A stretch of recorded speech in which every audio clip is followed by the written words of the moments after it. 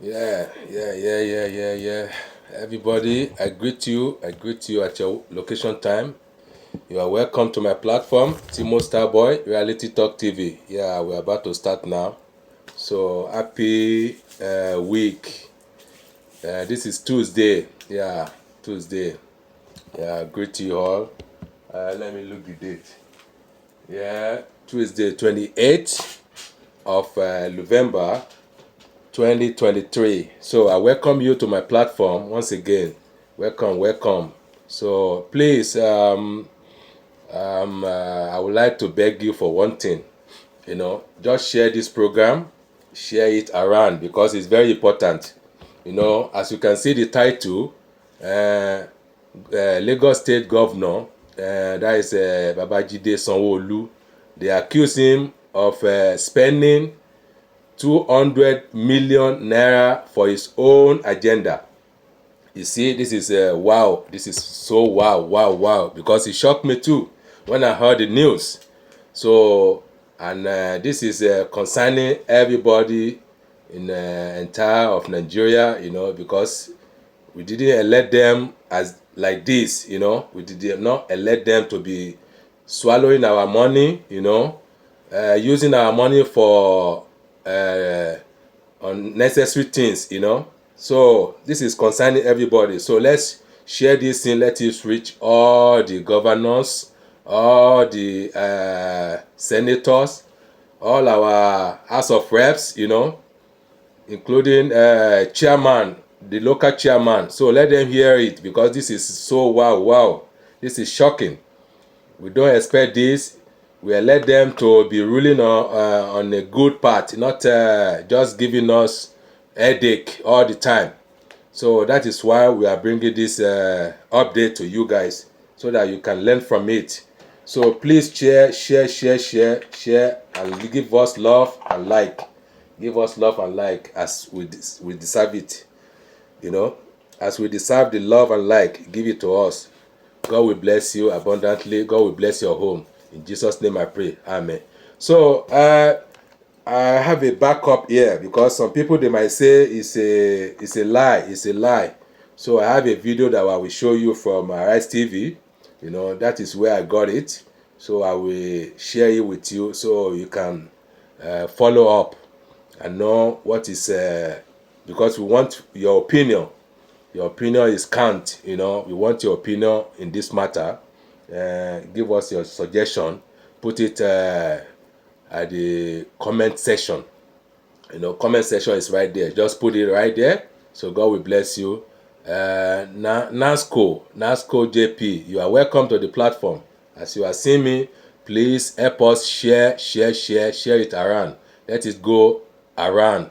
Let it reach all these our gullible leaders because they don't start their problem. We don't know what is their problem. In the first place, they are promising us that they will do the needful. They will govern the state. They will use the money very well. They will provide school. They will provide road. They will provide us good housing, electricity, all those things they promise, but they don't fulfill it. They don't fulfill it. And all what they are saying, it never go anywhere. It never come past. It's all about lie. It's all about empty promises. And we don't tire for them. We told them that if they don't want to get the job done, if you are not fitting, if you are not capable of handling the job, let them pave the way. There's a lot of intellectual people, they want to handle this job. They want to move the country to the forward, to the right place. Not all these zigzag, all this moving like a snake, zigzag, they'll be moving like a snake. We don't want that. Let them move forward. Let them move in the right place. So they should not drive us to the desert. Our place is not in the desert. It is not in the bush. So that is what we are saying. That is what we are fighting for. Freedom for the people. Let the people, let the poor masses have their own share, you know. Let them have their own share, you know. This is humanity. We have been saying this all along, you know. This is our chance, and we should group up, you know, with these people and remove them by force. Let's be unite in a force, you know. Let's call everybody together and fight all this devil. Because if you don't fight this devil and get them rid of them, there's nothing will be done. There's nothing will be done. We'll be just parabolating and we'll be just talking on nonsense, you know, just wasting our saliva. Unless we do the action.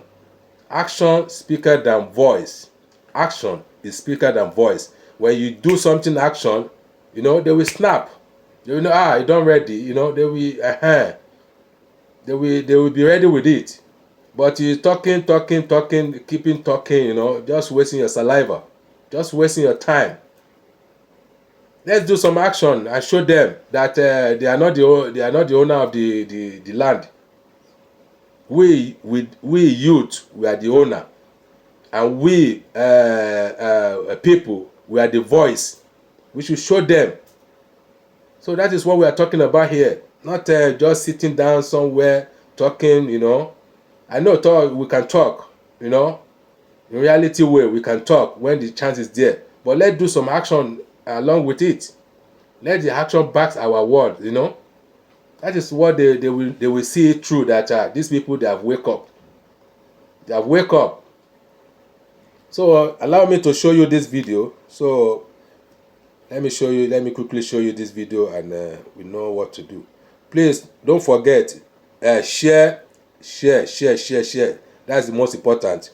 And give us your opinion, you know. Give us your opinion. Thank you.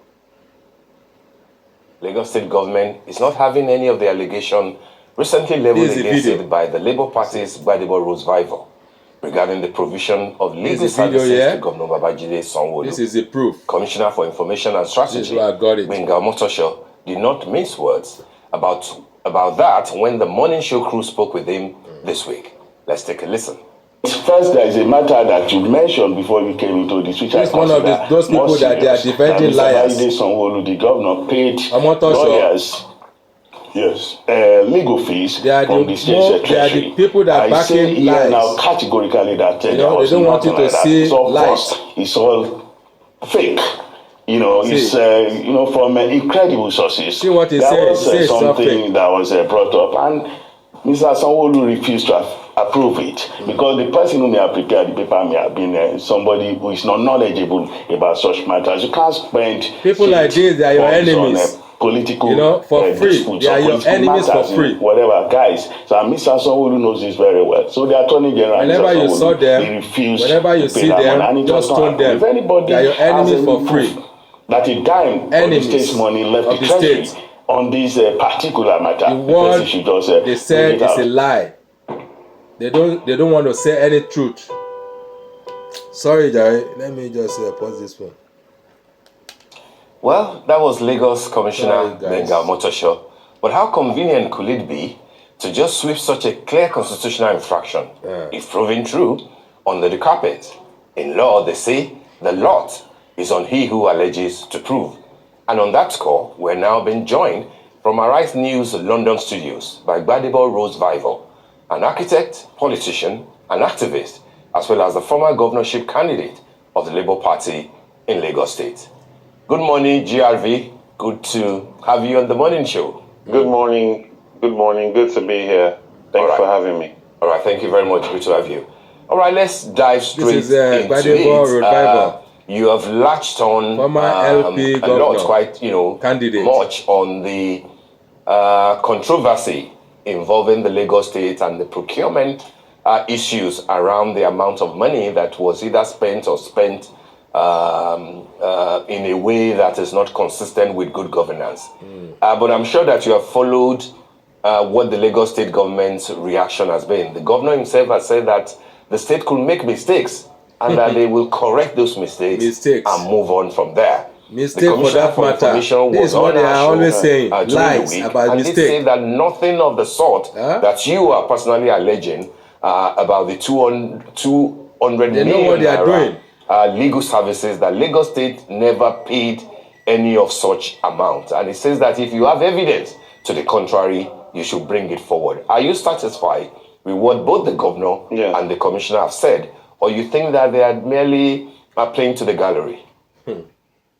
This is a serious matter, Lo. Well, there's one thing we all agree serious on, which is the fact that public funds cannot be used to handle the personal legal issues that Mr. Governor finds himself in. That's something that we all agree on, and we agree that that is an abuse of public trust. Now, in terms of evidence, the evidence is directly from the Lagos procurement website, the agency's website. And after he came on your show, we put out a statement. This is unambiguous. Where we quoted where we got those numbers from directly. You can download it from the Lagos procurement website.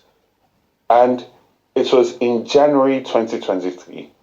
We literally took snapshots of the documents. We have the downloaded hard copy of the document. So it's very the brazen way that they come on air and lie is really unbecoming and is a real abuse of public trust, because we did not manufacture these documents. We put, if you look on my social media, we put the website where you can go, Lagos State's own website.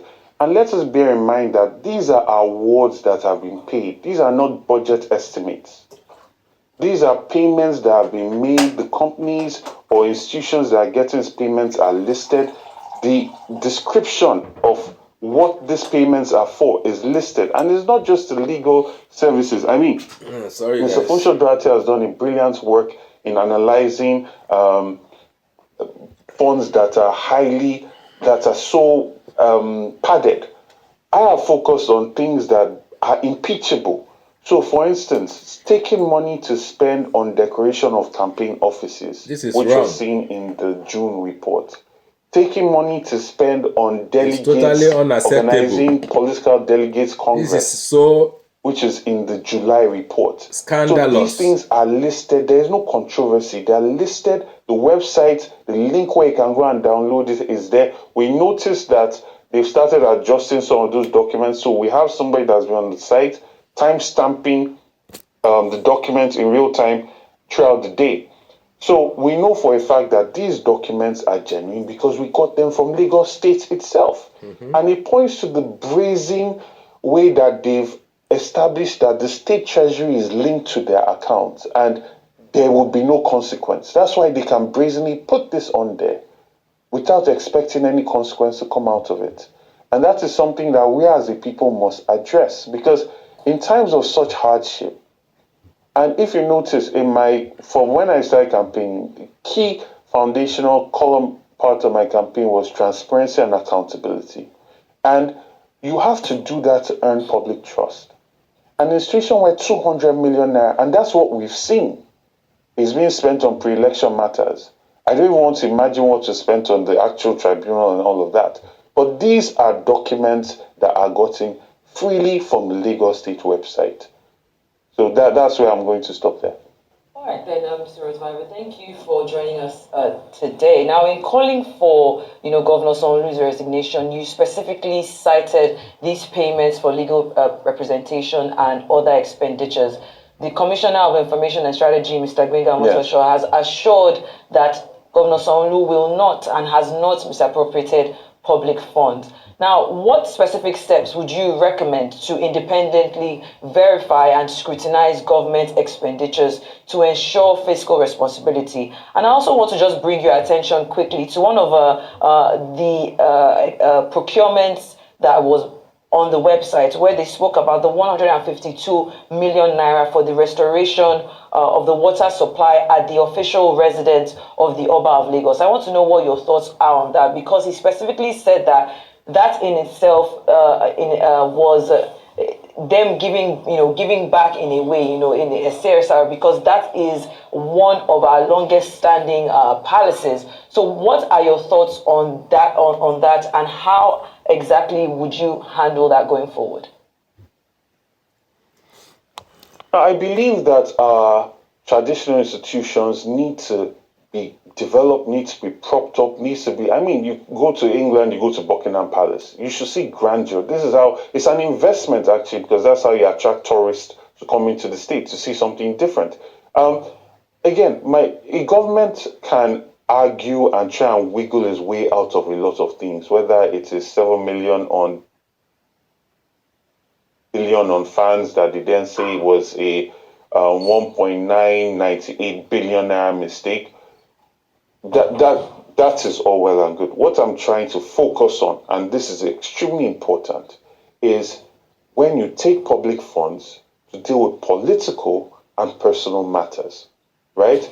A government has its policy, has its agenda. If its agenda is to invest in traditional institutions, to prop up the palace, to create a nice, beautiful surroundings for our traditional elite, I believe that is fantastic, right? It's an investment. It's something that can be linked to tourism. But again, the focus must stay on the fact that the public assets, public funds, are for the benefit of the greater Lagos, are for the benefit of the people of Lagos. They cannot be used to settle legal fees of the governor. This is what we are talking about. Decorate or carry out things for a political party. Political parties have means by which they generate funds, and they can justify how they spend it. They sell nomination forms. They have means of income. And it should be unacceptable that taxpayers' money, people that wake up early in the morning to go to work and they're paying their taxes via payee, these are monies that will now be used to settle another man's legal expenses. It's completely unacceptable. It's unacceptable. Sorry, guys. Why this thing is popping up?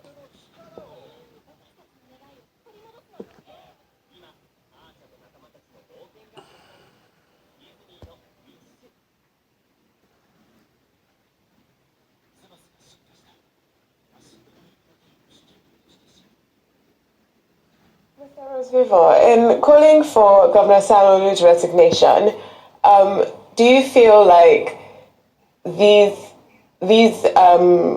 payments that we're seeing, do you think it reaches the level of him resigning from office over, as you said, you believe these are impeachable offenses, but do you think that these offenses, the fragrances, the legal fees, if true, do you think that this reaches the level of which Mr. Sanwo-Olu should step down from office and resign? It's overreaching. What are you talking about? If people want to it's overreaching. Be stealing from the Commonwealth and act in interests that are not in the interests of the people of Lagos, we cannot also join them to normalize it, right? In England, an MP will spend £200 that was inappropriate and he will resign. £200, that's the equivalent of almost 300,000 naira, right? And these standards did not come from nowhere. People pushed to create a new normal. And that is what citizens must do at this point. Because again, we are looking at records that are on the state website. We have not carried out a comprehensive audit to actually see how people are spending money, especially at a time where so many people are suffering, who are complaining about how expensive medicines are. Inflation is at an all-time high. The cost of governance, the ease of doing business. Lagos ranks number 20 out of 36 states, right? There's a lot of work that needs to be put in to ensure that the people of Lagos have a good quality of life. And that also costs money. So we should be spending money judiciously, right? And if a governor has gone against his oath of office and has, bastardized public trust, if he's honorable, he will resign. They did not promise us this. In the situation where he does not do the honorable thing and resign, the party will sit down and will look at ways to start talking to the Speaker of the State Assembly to start to commence impeachment procedures. We cannot just accept this normal. You must do something about it. I always say that governance and democracy is a two-way street. We push this way and we create a new normal to the point where this program. 5 years time, 10 years time, let it go around. People will not think that this is normal to do anymore. People will think that, I've done this, so I should do the honorable thing and resign. These are dialogues that are two-way streets that must be ongoing. And that's what we're pushing for now. All right, Brother, you said earlier that you are aware that some adjustments are already being made on the procurement website of Lagos State, and that figures all these, are being changed. So I'd like to ask you, so far, which of the adjustments have you noted? You said that you have put somebody on it for a real-time monitoring of what is going on.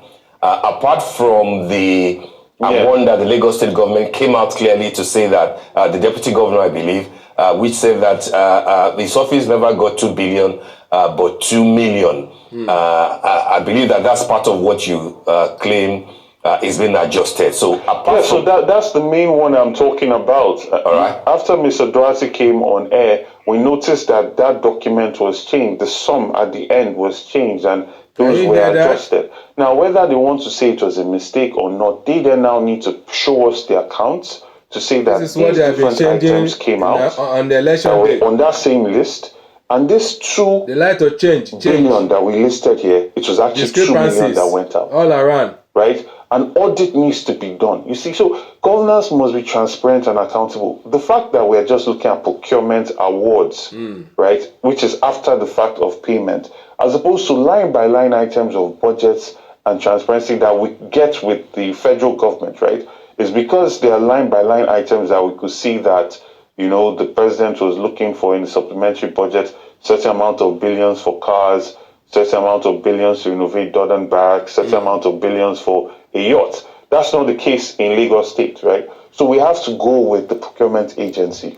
And these numbers, so we've downloaded it, and like I said, we have timestamps. We're constantly watching to make sure that this evidence is not tampered with. Because they came on to say we should show the evidence, like we just pasted things from nowhere. We got the documents from the Lagos State government itself. All right. As at this morning, then, what is the status of the amount of money that was claimed was used to offset the cost of legal representation for the governor? We know that the one of deputy governor... So, it's still early, but as of yesterday, it is still 200 million. As of yesterday, it's still 200 million. It's still up there. It's still up there on the website. See what it is. Okay. It's still up there, yes, as of yesterday. So what does that say to you then, if the Commissioner for Information could come up in the public to say that no such money went out, but then days after that statement, it's still up on the website as a public document without any alteration? Is there a confusion in-house, or you think that this is more than we can see? No, honestly, I just think it's a level of ineptitude. And just the idea that we can lie and we get away with it, there are no consequences. Whether it's at election or we use violence. That's the government we are using in Nigeria. I mean, even when you look at the N200M situation, we don't hear it. Someone who came on TV and said nobody was shot. Negligent. And then only to find later on that there was a document that was supposed to allow for the burial of about 120. The negligence of government in the power. So we cannot say that he's not aware of these things. So it's a normalization that whatever accusation comes at us will come out, will deny it barefaced, regardless of what evidence is out there, because the people, there will be no consequence. They believe that after a week, 2 weeks, people will forget about it, people will move on, right? And that's not the way good governance is created. Good governance is created not only from the people in office, but from the citizenry, opposition, standing on items to create a situation where the ultimate beneficiary of opposition are the people, right? When you have a situation where government... Sorry guys, we have technical and there are consequences, then they behave better.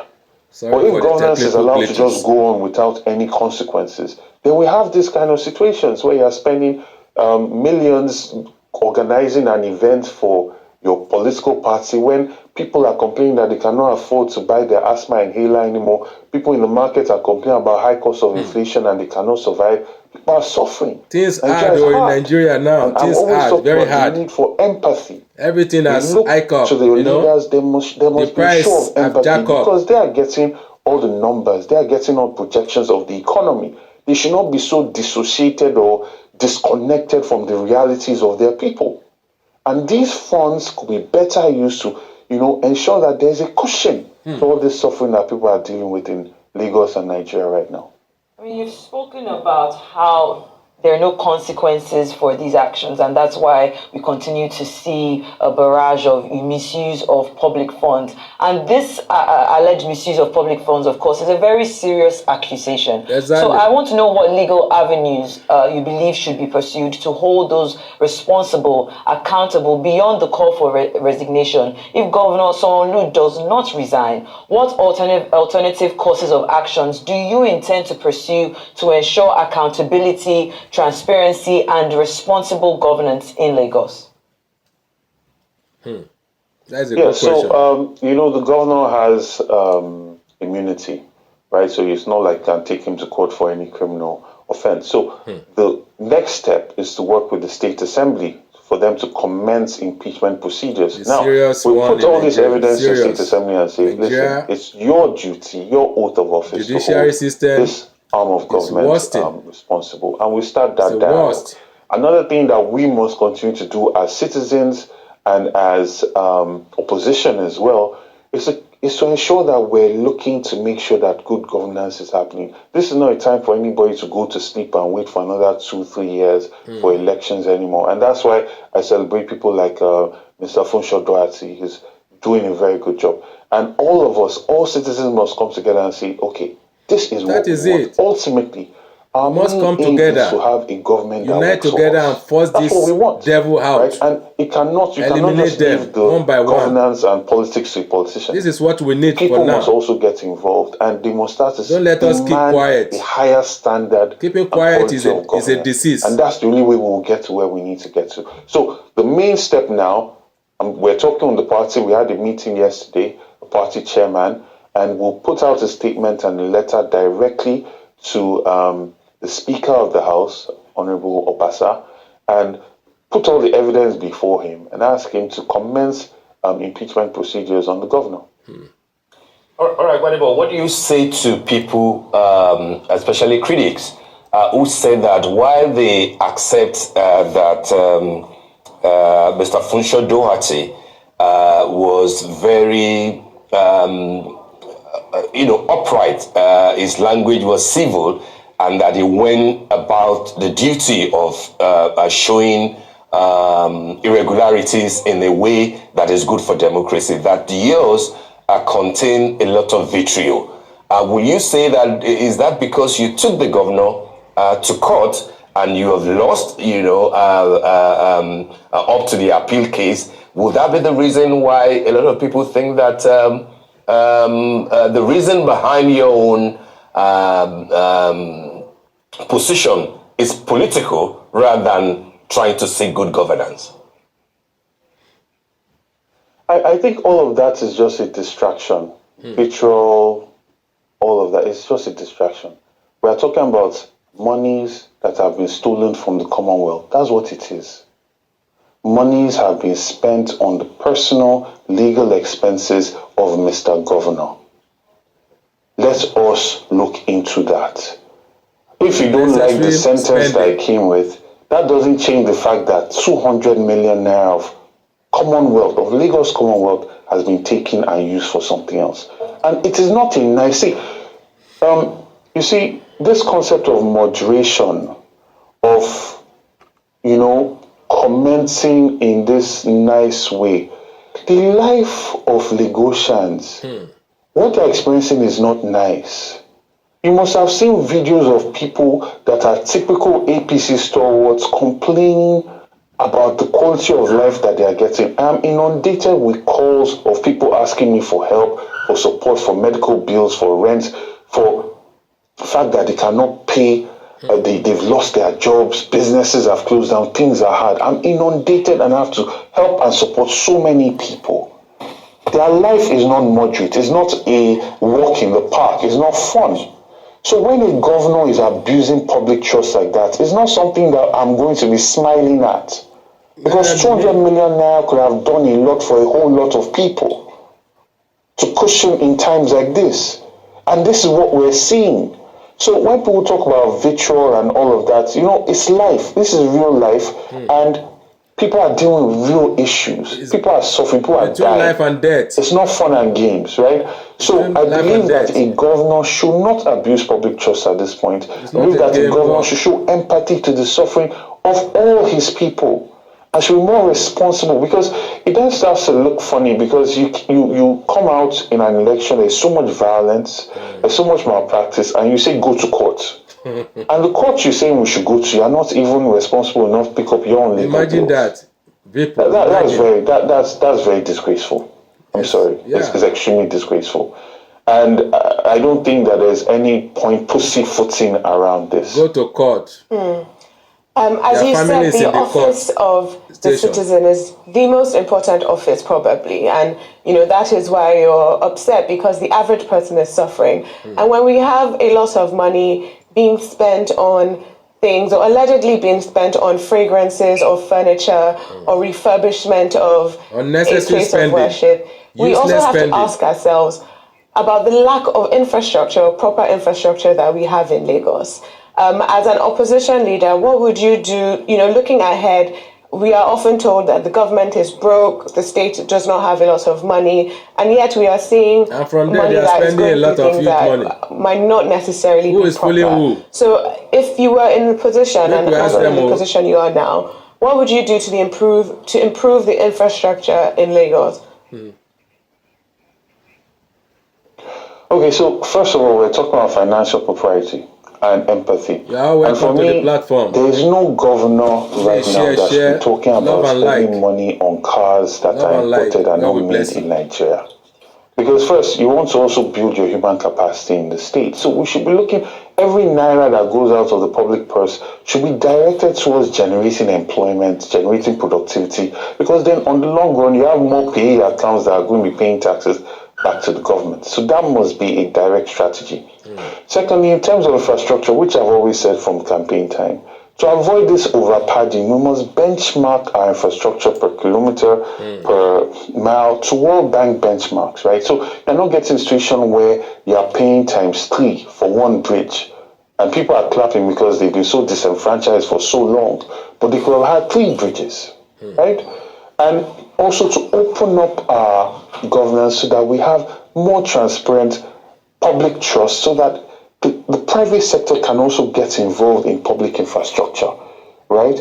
It's very transparent. It's not about who you know or who you are connected to or the equity that the government wants to take in your company. It's about delivering service to people in record amount of time. There is another channel we should tackle. Those are things that will bring in openness and transparency, and to gain the public trust, so that infrastructure development is not just in the purview of the government, not outsiders. And it's very open and transparent, and people know that when we put this in, this is what we're getting out, right?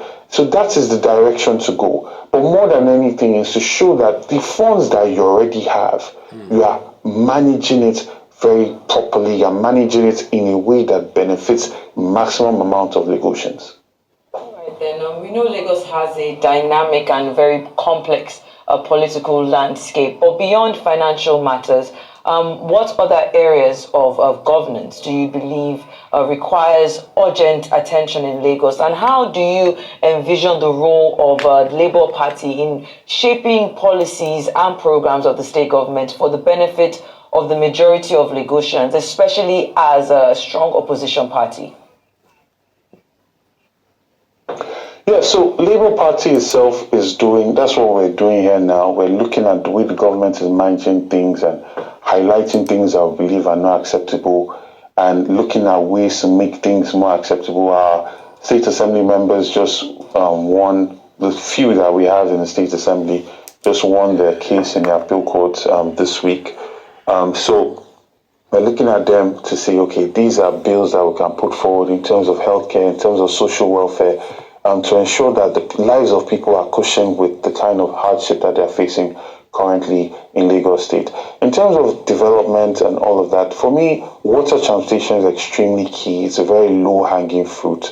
Dredging waterways, getting sand out that we can use to sand fill and that we can use for construction, as well as creating new routes for people to be able to move. Because before the colonial masters came to Lagos State, We're moving around by water. We're a collection of islands. That's something that we'll be able to get very quickly and be able to achieve, massive transportation. If you look in Zambia, in Uganda, they are moving 600, 700 people crossings with the ferry, carrying about 150, 200 cars at the same time. So these are things that we can look at and maximize our own unique sort of topography. Aside from that, for me, governance should also focus heavily on human capacity development, which is education, after-school programs, ensuring that people are getting practical knowledge, and also ensuring that we improve our rankings on the ease of doing business. There's so much that needs to be automated. Also, planning approvals. You're looking at a situation where so many people are getting their houses destroyed. And we need you cannot just come with bulldozers and be destroying people's houses. What happened? Nepotism must stop in Nigeria. How did people get this planning approval that they believed in to build this house? You cannot just say, okay, the end user should have gone to investigate. That's fine. But what was the government doing when the foundation was laid, the first decking was laid, the roofing was done? What were they doing all that time? What kind of documentation did these developers have? Who signed those documents? Impunity must go. There seems to be just government by force without a human face to it, because so many people that have put in so much resources are now, homeless. Now, that being said, I believe in a wetland protection policy, and I've always said this during my campaign. At the same time, the government must account for why these developments got all this way for them to now only start to be demolished. Right? Because it's in that openness and transparency that you start to take away layers of, okay, is it tribalism? Are they targeting people? Are these hate sort of demolitions? And if people sign plan approvals that don't go with the state's plan, then the state must have to pay some kind of funding, money to these people that have lost their homes and houses. And we're also looking at ensuring that across the state, we are opening up other parts of the state to development as well. So we're decentralizing development. So these are some of the things that I'll be tackling, that I believe the government should be tackling in terms of moving Lagos forward. All right, Gbadebo, as we begin to wrap up, just two quick questions. First will be to speak further on the issue that you have just raised last about the demolitions that Lagos State government is carrying out. A lot of people will be interested in why you are trying to bring tribalism into it, given the fact that the sort of demolitions that are going on in Anambra State, nobody is asking who owns the houses. If they were erected illegally, they're going down because they didn't conform to what the law requires. How come you are now saying in Lagos, even after the Ministry of Environment, for example, has asked that if you have any papers, any approval letters that says that you were allowed to build there, bring it forward. Up till now, I doubt if anybody has come out. So I'd like just a short clarification on that. And secondly, what are your immediate plans and political future? Will you stay in Labour Party or return to PDP? Given the fact that you were not able to form an alliance with Jide Adediran Jando in PDP, which led to you moving over to Labour. And ultimately, even when you've joined Labour Party, part of what people are saying was that the reason why Governor Sonwo was able to defeat the entire opposition was because Mr. Funsho Doherty insisted that he will be the flag bearer of the coalition of opposition parties, including Labour, including PDP, but you people refused. What are the chances that there will be a formidable opposition in 3-4 years' time to challenge the APC in Lagos State? Wow, you asked quite a lot of questions. Okay, so the first one, let me clarify. I said that, so there's a lot of information online now. People are reacting to the demolition of buildings, right? I'm saying there are different colorations to it. There are people that are talking about how they're demolishing buildings because these people don't have access to government or they don't know anybody of influence. People are bringing tribal tones into it. There are all sorts of things. I am calling for an open, transparent means of accountability, because you cannot just be punishing the people of Lagos, right? You also have to look at yourself as a government. I'm into construction. I'm an architect. One of the projects I'm working on is in Surulere. Inside an estate, there's renovation going on there. The moment, in 2 weeks when I started work, right? First, the boys in the area came to come and demand something from me. And it's almost as though they have a network. At the end of that week, Lagos State sends its people. And in all the work I've done, I have projects, Surulere, in Ikeja, on the island, the same experience. So Lagos State cannot say they are not aware of ongoing developments. They are aware, they are just pretending. So my question now is, what is the process by which projects that are not given planning approval, that are built on places that the state does not feel is right, why do they get to the point where they are finished and can be sold? Lagos State must answer that question. You cannot always be pointing fingers at the people. Yeah. Right? And that's what I'm talking about. And you see, it's one thing to say, it's just like how the commissioner came to say that there is no evidence of payments that were made to lawyers, right? When I can show you the evidence from Lagos State website. We need a transparent means by which, and a humane means by which we say, it's so terrible. If this is the situation you are in, come and prove your case, joking. And there will be damages that will be given to you. This government. It's something where the people of Lagos are carried along, because it's one thing to come and announce something on TV. What are the means by which people can actually get that compensation? They should hold them accountability. What are the means? How will they be heard? Which office are they going to? Will they be seen by somebody? So that's what I'm talking about. I'm not covering this thing. There are many people whose houses have been destroyed from all parts of Nigeria. Right? I'm just saying so you want a transparent system so nobody can put in these colorations, and that's what I was talking about. Now, I am currently in court. We're finalizing our notice of appeal to go to Supreme Court. Our case is extremely simple. The situation where the Constitution protects people that were born and are dual citizens, but the Constitution, the spirit of Constitution, the spirit of it is to ensure that sole fidelity is to the state. So when you are of a certain age, if you go and swear an oath of allegiance, Constitution frowns on it. So we are trying to set a locus classicus, because this has not come before the Supreme Court ever. For the Supreme Court to, explain to us the Constitution of that section 182. It's unambiguous. Explain to us, when they say that if a person swears an oath of allegiance, that person is disqualified. What did the Constitution mean? So we're pushing that to the Supreme Court this week that we're going into. In terms of moving to another party, I'm in Labour Party. I'm very happy with my party. We know all the things that came out against us that, created all these problems. So my task now in the next coming years is to build out the party, build the structures, ensure that we have a robust membership drive, and that's my sole focus moving forward.